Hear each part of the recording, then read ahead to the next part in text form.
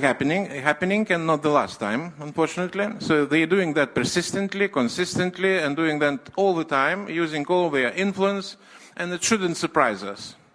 I can provide a few examples. For instance, probably those who are following, I doubt if somebody doing that, but following UN, so to say, agenda, they, since probably 2015, every year proposing resolution for condemnation of Nazism, neo-Nazism, xenophobia, and usually United States voting against. By the way, I don't know what will be now. Maybe it will be different, but we'll see.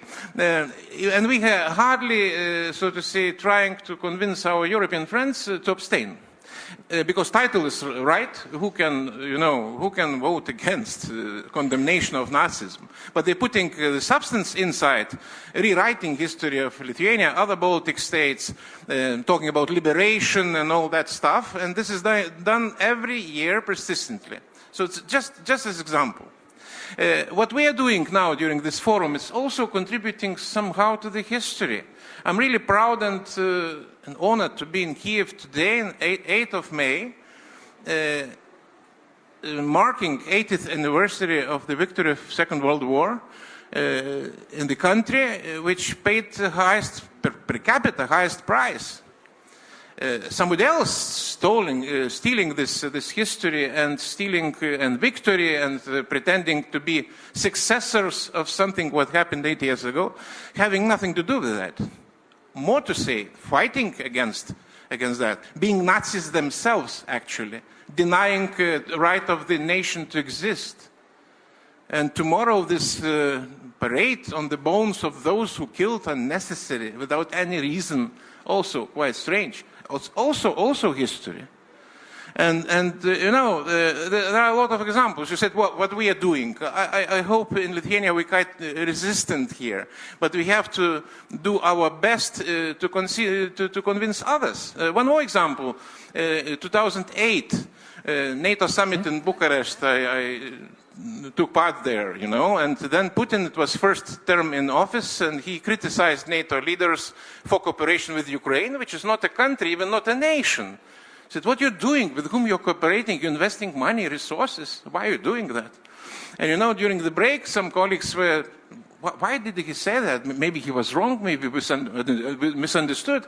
And we, those handful of those who were believers of our truth, so to say, try to say, no, he means that. So, 2008, how many years were needed to hear what he supposed to say?